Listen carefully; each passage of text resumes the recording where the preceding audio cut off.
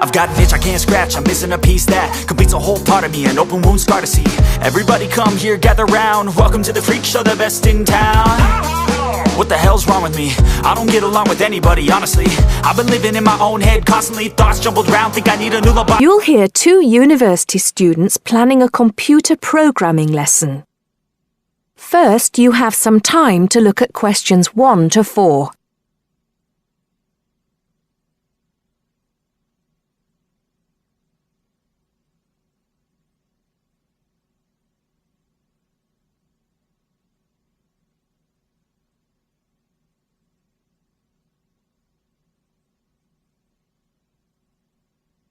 Now listen carefully and answer questions 1 to 4. Hi, Hardeep. Is now a good time for us to plan that computer programming lesson we've been assigned? Hey, Dawn. I was just thinking about that, actually. Yes, let's get it out of the way now, shall we? I've got the instructions here. So, it says, design a 45-minute lesson for a class of 16 teenagers where they learn how to write a simple computer program in BASIC. Now, I know, of course, that BASIC is the computer language people used to use back in the 1980s when they wrote programs on microcomputers, but I'm not sure I feel very comfortable teaching anyone about it. Well, I did a bit of research yesterday and found out quite a few things, so I think we'll be okay. Great. So, what do you have in mind? Well, I think we should presume that none of the kids will know anything about BASIC. So why don't we start with a short multiple-choice quiz? It could focus on things like what BASIC is, what the letters stand for, when people used it, things like that. That sounds good. I guess it shouldn't take long. Just the first 5 minutes of the lesson, something like that. I don't think we should make the students do it on their own, though. That'd make it too much like a test. Shall we let them do it in twos so they can discuss their choices? Yes, good idea. Then we'll go through the answers with them as a whole group. Good. What next? Well, I've had an idea for the program they could write. I'll tell you about that in a minute. I think the key thing is, though, that before they actually sit at their computers, and I think we should presume that they're doing this lesson in a computer room, they make a flow chart of what they want the program to do. That's usually the best way to start writing a program. This flow chart will show all the different stages of the computer program, right? Exactly. It's probably best if the teacher stands at the board and everyone works on that together. Yes, otherwise they'll all come up with different flow charts and it'll get confusing. Precisely. I imagine making the flow chart will take about 15 to 20 minutes. Then they use that to write their computer program. Well, actually, I think there's a stage before that. You see, the flow chart will be in English. They're going to need to be taught a few basic commands so they can write their computer program. Now I'm getting out of my depth. What kind of thing would that be? Well, for example, when you want text to appear on the screen, the command is print in capital letters, followed by the text you want to appear in double inverted commas. Oh, yes. I think I've seen that before. Right. So they'll need to be taught 5 or 6 commands before they use them to write their program. Okay, so how shall we do that? With the teacher talking to the whole class again? Well, we could, but it might be more fun to make it more like a competition, where there are a few teams competing against each other. Each team has maybe 4 or 5 people in it, and they have to do some kind of matching task. You know, they match the command print with to make text appear on the screen, something like that. That sounds good. Teenagers love competing with each other. Exactly. And then, for the final part of the lesson, they use their flowchart and the commands they've learned to produce the program. Let's presume, shall we, that there are 8 computers in the room, so that's 2 students for each computer. That sounds reasonable. So, tell me more about your idea for the computer program they're going to write. Before you hear the rest of the conversation, you have some time to look at questions 5 to 10.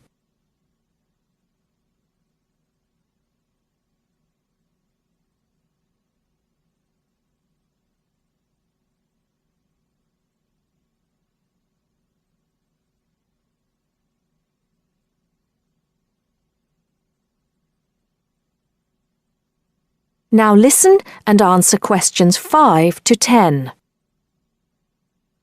Okay, so it's a very simple program. I've actually written it down here so we can go through it together.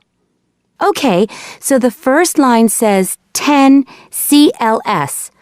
What on earth does that mean? Well, every line of a basic computer program starts with a number. They usually go up in tens, so the first line is 10, the second 20, and so on. And CLS is the command we use in BASIC to clear the screen. Oh, I see. So that's just telling the computer to start with a blank screen. Exactly. Then we move on to the next line.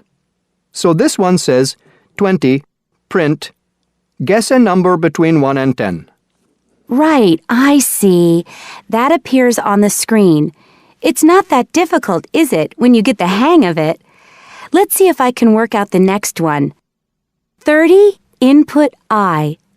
Oh, not sure about that. Well, all that's saying is that the person playing types in a number. Input is the basic command for type in, and I just means any number you like. Oh, okay. Then what happens next depends on what the number is. So we've got 40 if I is less than 1, or if I is greater than 10. Then print. Bad choice. Right. So if they type, say, 0 or 11, that appears on the screen. Exactly. And then this next line takes them back to where it asks them to type in a number between 1 and 10. That's line 50. I see. And line 60 says, if I equals 6, then print. Correct. Ah, okay. So if they've typed 6, they've got it right. And if they haven't typed 6, which is the next line, then try again comes up on the screen, and that takes them back to where they choose another number. It's clever. Well done.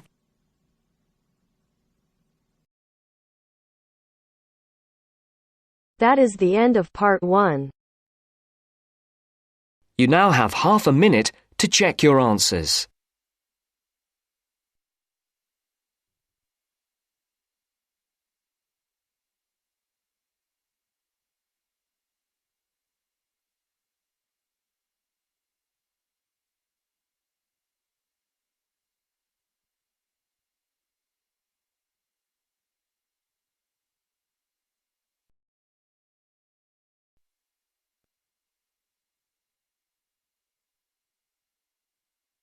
Now turns to part 2. Part 2. You will hear someone talking about travelling around New Zealand. First, you have some time to look at questions 11 to 15.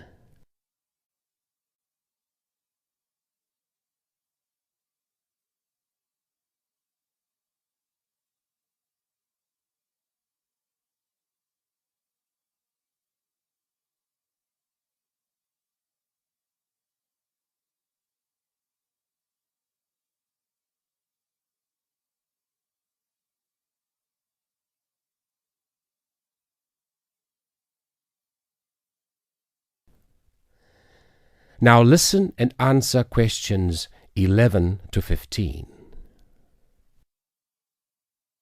When thinking about beautiful countryside or stunning views, it has long been accepted that Australia and New Zealand have few equals. What is perhaps slightly less well known is what these countries can offer to the avid train enthusiast. Both countries have railways which pass through breathtaking scenery in the utmost of comfort. In New Zealand, you can travel from the country's biggest city, Auckland, to where a third of the population lives, its capital, Wellington, on the longest passenger rail service in the country, the Overlander. Crossing 681 kilometres, the train winds through the lush farmland of the Waikato and up the Raurumu spiral onto an amazing volcanic plateau surrounded by native bush. On a clear day, you will be able to see 3 of New Zealand's most famous volcanoes, Mount Ruapehu, Mount Ngauruhoe, and Mount Tongariro. The whole journey can be completed in 11 hours, but for those keen to see a little more of the country, the trip can be extended over 3 or 4 days. This gives travellers the opportunity of seeing the famous Waitomo caves, relaxing in the mud pools of Rotorua, or skydiving over Lake Taupo. Moving on to the South Island, you can take the Transalpine through the Southern Alps, travelling from the South Pacific Ocean to the Tasman Sea. Climbing from Christchurch right into the Alps, this 223-kilometre trip is particularly impressive as the train passes through 16 tunnels before descending to Greymouth at the end of the line. Taking only 5 hours, this is a relatively short trip, but it is worth noting that this journey has been listed as the 6th most scenic rail route in the world. For those that are not so keen on mountains, the South Island has a second option, the Transcoastal.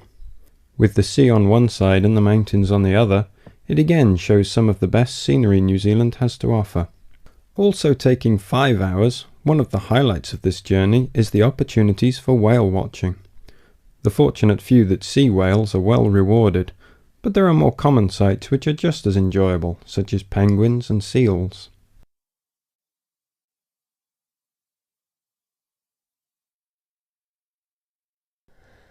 Before you hear the rest of the recording, you have some time to look at questions 16 to 20.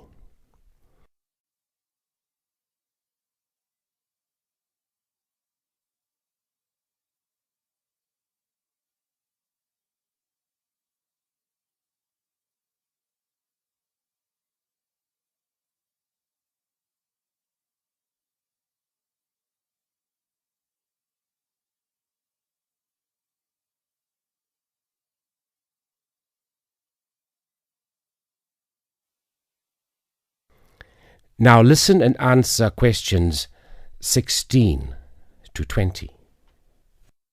Although these 3 train journeys are undeniably breathtaking, some travellers prefer the longer journeys on offer in Australia. The Indian Pacific, for example, which travels from Sydney through to Perth and has been dubbed the adventure that spans Australia. With 3 nights on board, the train takes in the Blue Mountains and the Nullarbor Plains, and, as the name implies, the Indian Pacific shows you 2 oceans. This train journey holds 2 world records. Covering 4,352 kilometres, it is one of the world's longest train journeys. It also travels the world's longest straight stretch of railway track, 478 kilometres. For those who find these distances a little daunting, passengers can stretch their legs at a number of different stops, such as Kalgoorlie, famous for gold, and Broken Hill, first founded as a silver mine. If 3 days on board a train seems a little excessive, there are alternatives. The Garn, for example, which travels from Adelaide in the south to Alice Springs in the centre of the continent, taking 20 hours. Passing through Crystal Brook, Port Augusta and Woomera, this journey gives an indication of what life was like for the earlier settlers as they discovered the country. Along the way, you can also see the Iron Man sculpture, which was constructed by railway workers to commemorate the 1 millionth concrete sleeper laid during the construction of the line. Finally, just a quick word about the Overland, which runs between Melbourne and Adelaide. As the first train to travel between the capitals of 2 states, it is a historic as well as relaxing way to travel, and is famous for being the oldest long-distance train journey on the continent. With so many memorable journeys to choose from, the only problem you will have is knowing which one to do first. That is the end of part 2. You now have half a minute to check your answers.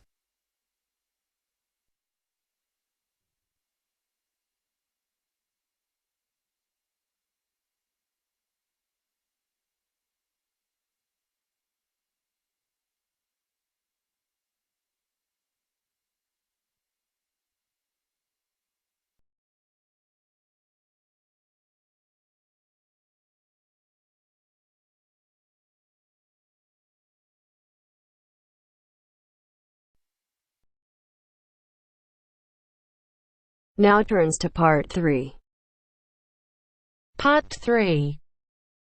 You'll hear two students discussing a survey they have to write as an assignment. First, you have some time to look at questions 21 to 26.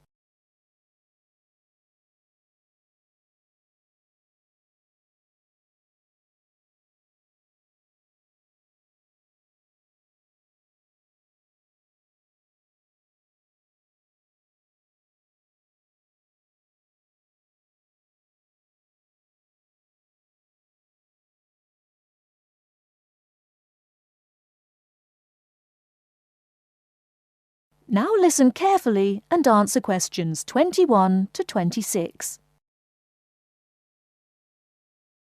How is your market research project going, George? Very well, actually, Anna. I've just got the results of the survey back, and so now I have to draw some conclusions from the information I've collected. That's good. I'm still writing my questionnaire. In fact, I'm starting to panic, as the project deadline is in 2 weeks, and I don't seem to be making any progress at all. What is your topic? Forms of transportation in the city. What about you? I've been finding out people's attitudes to the amount of violence on television. That's interesting. What do your results show?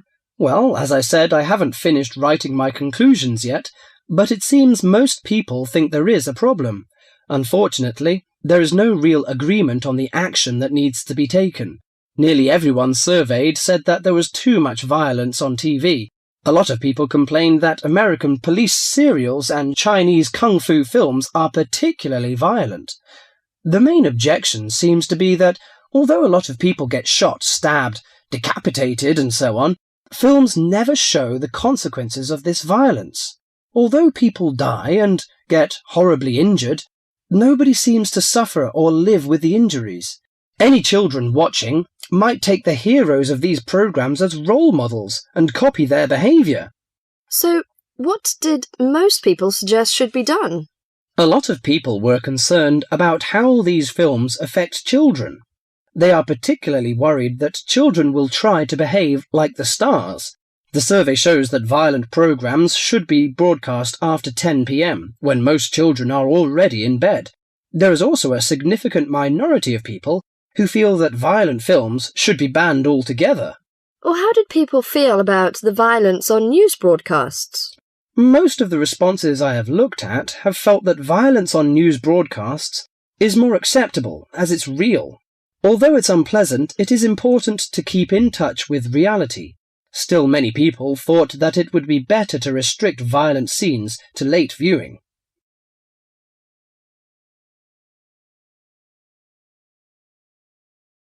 Before you hear the rest of the talk, you have some time to look at questions 27 to 30.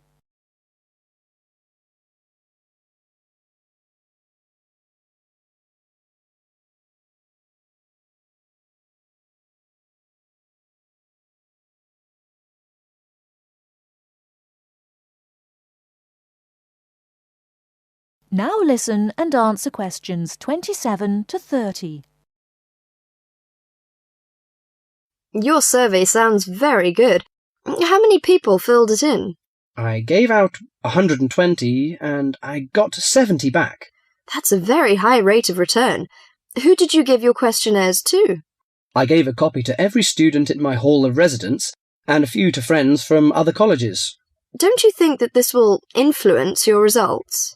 How do you mean? The people in your hall of residence are all about the same age. They're all students and from similar backgrounds. Therefore, it is likely that they will have similar opinions. Your results represent student opinion, not public opinion. So how are you going to do your research? Well, I'm going to interview my respondents in the shopping mall. What I'll do is ask people if they have 5 minutes to spare to answer a few questions. If they agree, I will ask them some multiple-choice questions and tick off their answers on my sheet. Isn't it very difficult to ask meaningful questions using multiple choice? Yes, it is. The secret to writing a successful survey is to write simple multiple-choice questions that target the information you're looking for. There, it's better to write a lot of short, specific questions than longer general ones. So that's why it is taking you so long to write. Yeah, but I hope I'll be ready to start interviewing at the weekend. That is the end of part 3. You now have half a minute to check your answers.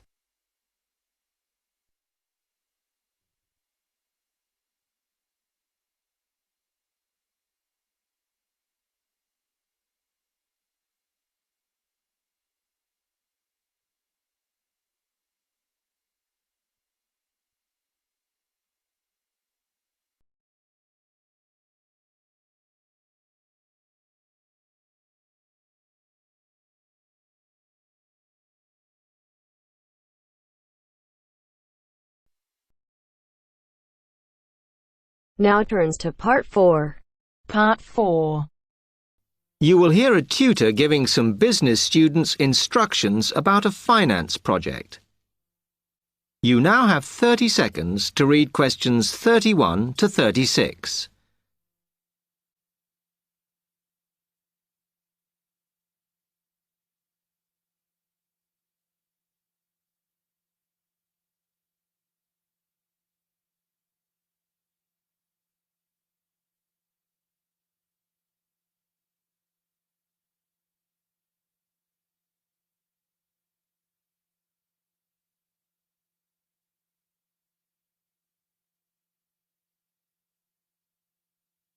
OK, can you quieten down, please? Now, today I'm going to talk to you about your assignment. We've been studying the effects of the exchange rate, so I'm going to give you a project to do on this. Right, can you make some notes while I'm talking? The first thing that I'd like you to do in order to prepare this is to select where you're interested in. I mean, which country, and therefore which currency you're going to be operating in. OK, now the purpose of the project is to make money, and I'm hoping some of you will make a significant amount. So, I want you to suppose that you have £100 that you will have to invest purely in the rises and falls of the exchange system. In other words, you'll be trying to predict rates. This is a project that you'll be doing together, but before you work together, you'll have to go off and research what you need to know about the economy of that country and how well it's doing or is expected to do in the near future. You could all make up a little information sheet with your notes on, clearly legible, because then I want you to get together, we can do that next week, and to go round and read about each other's countries. When you see how well or badly each country is doing, I want you to decide what your exchange rate is going to be against all the other currencies. After that is all sorted, what you're going to do is go round the other students and attempt to sell your money to the others. Remember, this will depend on the success of your country's economy and the rate you fixed for your currency. Now, you're not allowed to just swap currencies with each other, but you may wish to buy from the other countries. But you must do a proper transaction. All the way through this, you must keep your accounts properly for each transaction. I'll give you 1 week to do this, and then we will set a time for the deals to finish, a bit like the stock exchange.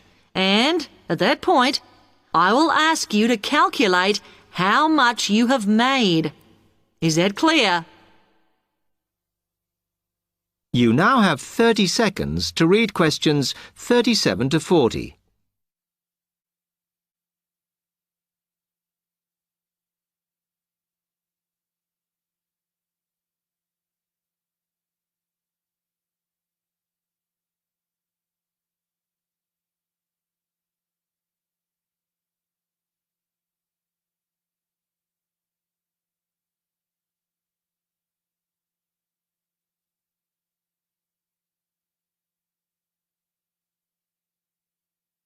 Okay, now before you begin that, there are a few things I want you to read up on to prepare.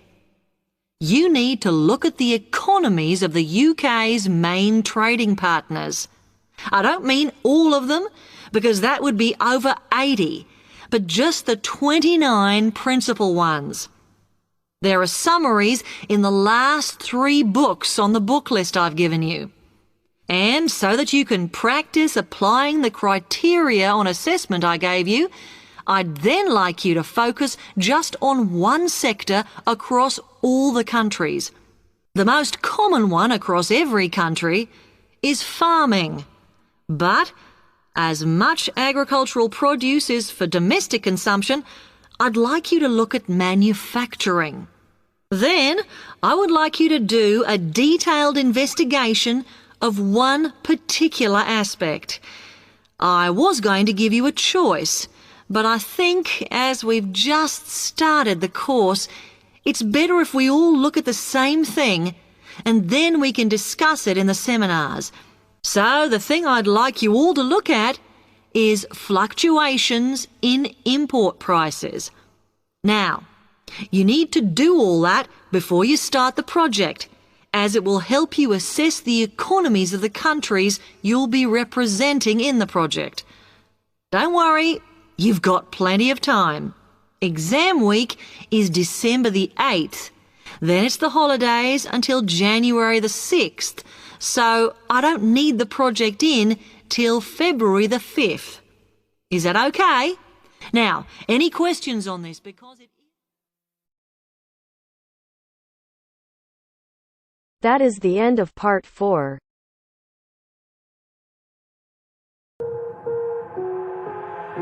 I've got an itch I can't scratch, I'm missing a piece that completes a whole part of me, an open wound scar to see. Everybody come here, gather round, welcome to the freak show, the best in town. What the hell's wrong with me? I don't get along with anybody, honestly.